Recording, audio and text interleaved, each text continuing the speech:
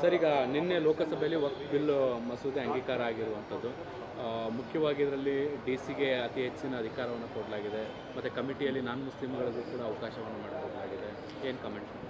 ಈಗ ನಿನ್ನೆ ಲೋಕಸಭೆಯಲ್ಲಿ ಚರ್ಚೆ ಆಗಿ ಅವರ ಆ ಸಂಖ್ಯೆ ಆಧಾರದ ಮೇಲೆ ಅವರ ಈ ಒಂದು ಮಸೂದೆಯನ್ನು ಪಾಸ್ ಮಾಡಿಕೊಂಡಿದ್ದಾರೆ.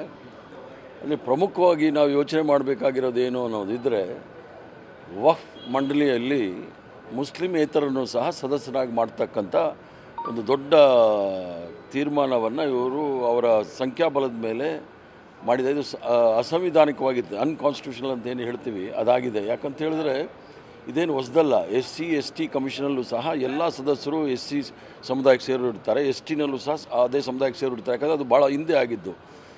2017ರಲ್ಲಿ ಆಗಿದ್ದಂಥ ನ್ಯಾಷನಲ್ ಕಮಿಷನ್ ಫಾರ್ ಬ್ಯಾಕ್ವರ್ಡ್ ಕ್ಲಾಸಸ್ಸಲ್ಲಿ ಹಿಂದುಳಿದ ವರ್ಗದವ್ರನ್ನ ಬಿಟ್ಟು ಬೇರೆಯವ್ರನ್ನೂ ಸಹ ಸದಸ್ಯರು ಮಾಡಿರ್ತಕ್ಕಂಥದ್ದು ನಾವು ನೋಡಿದ್ದೀವಿ. ಅದರ ಉದ್ದೇಶ ಏನು ಅಂತಂದರೆ, ಯಾರು ಮೀಸಲಾತಿಗೆ ವಿರುದ್ಧ ಇದ್ದಾರೆ ಅವ್ರನ್ನ ಸದಸ್ಯರು ಮಾಡೋದು, ಯಾರು ಅಲ್ಪಸಂಖ್ಯಾತರ ವಿರುದ್ಧ ಇದ್ದಾರೆ ಅವ್ರನ್ನ ಸದಸ್ಯರು ಮಾಡ್ತಕ್ಕಂಥ ದೊಡ್ಡ ಹುನ್ನಾರ, ಅಸಂವಿಧಾನಿಕವಾಗಿ ಮಾಡಿರ್ತಕ್ಕಂಥ ಕೆಲಸ ನಾವು ಖಂಡಿಸ್ತೀವಿ. ಇದನ್ನು ಕೋರ್ಟಲ್ಲೂ ಸಹ ಪ್ರಶ್ನೆ ಮಾಡಬೇಕಾಗುತ್ತೆ, ಯಾರಾದರೂ ಪ್ರಶ್ನೆ ಮಾಡ್ತಾರೆ. ಯಾಕಂದರೆ ಯಾರು ಸಂವಿಧಾನದ ವಿರುದ್ಧವಾಗಿದ್ದಾರೆ ಅಂಥವ್ರನ್ನೇ ಇವರು ಭಾಳ ಪ್ರಮುಖವಾದ ಸ್ಥಾನದಲ್ಲಿ ಕೂಡಿಸಿದ್ದಾರೆ. ಯಾರು ಸಂವಿಧಾನಕ್ಕೆ ವಿರುದ್ಧ ಮಾಡಿಕೊಂಡೇ ಬಂದಿದ್ದರು ಅವರೆಲ್ಲ ಪ್ರಾಮುಖ್ಯವಾದ ಸ್ಥಾನಗಳಲ್ಲಿದ್ದಾರೆ. ಆದ್ದರಿಂದ ಇದೇನು ಹೊಸದಲ್ಲ. ಹಂತ ಹಂತವಾಗಿ ಎಲ್ಲವನ್ನೂ ಸಹ ಕೇಂದ್ರೀಕರಿಸಿ ಎಲ್ಲ ಸಂವಿಧಾನದ ಆಶಯಗಳನ್ನು ನುಚ್ಚು ನೂರು ಮಾಡಲಿಕ್ಕೆ ಅವರು ಪ್ರಯತ್ನ ಮಾಡ್ತಾ ಇದ್ದಾರೆ. ಮತ್ತು ವಕ್ಫ್ ಅನ್ನತಕ್ಕಂಥದ್ದು ಭಾಳ ಹಳೆ ಬ್ರಿಟಿಷ್ ಕಾಲದಿಂದ ಬಂದಿರತಕ್ಕಂಥದ್ದು.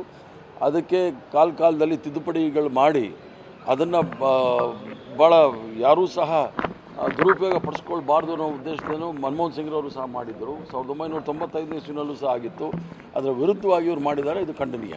ಸರ್, ಈಗ BJP ಕಾಂಗ್ರೆಸ್ ಸರ್ಕಾರದ ವಿರುದ್ಧ ಪ್ರತಿಭಟನೆ ಮಾಡ್ತಾ ಇದೆ ಬೆಂಗಳೂರಲ್ಲಿ. ಬೆಲೆ ಏರಿಕೆ ನಿರಂತರವಾಗಿ ಬೇರೆ ಬೇರೆ ವಲಯದಲ್ಲಿ ಬೆಲೆ ಏರಿಕೆ ಆಗ್ತಾ ಇದೆ ಅಂತ ಅವ್ರಿಗೆ ಬೇರೆ ಕೆಲಸ ಏನಿಲ್ಲ. ಭಾರತೀಯ ಜನತಾ ಪಾರ್ಟಿ ಅವ್ರಿಗೆ ಬೆಲೆ ಏರಿಕೆ ಅಂತ ಹೇಳಿದರೆ, ಡೀಸೆಲ್ ಬೆಲೆ ಆಗಲಿ, ಕೇಂದ್ರ ಸರ್ಕಾರದಲ್ಲಿ ಇರ್ತಕ್ಕಂಥ ಏನು ಗಗನ ಕುಸುಮ, ಅದೀಗ ಬೆಲೆ ತುದಿಗಳಿದೆ. ಎಲ್ಲ ವಿಚಾರದಲ್ಲೂ ಸಹ ಬೆಲೆ ಏರಿಕೆ ಆಗಿರೋದ್ರ ಬಗ್ಗೆ ಅವರು ಪ್ರಶ್ನೆ ಮಾಡ್ತಾ ಇಲ್ಲ. ರಾಜ್ಯದಲ್ಲಿ ಬೆಲೆ ಏರಿಕೆ ಆಗಿರೋದು, ಅದರಲ್ಲೂ ಸಹ ಹಾಲಿನ ಬೆಲೆ ಏರಿಕೆ ಮಾಡೋದು ರೈತರಿಗೆ ಅನುಕೂಲ ಆಗಲಿ ಅಂಥೇಳಿ ಈ ರೈತ ವಿರೋಧಿಗಳು ಇದನ್ನೆಲ್ಲ ಮಾಡ್ತಾ ಇದ್ದಾರೆ.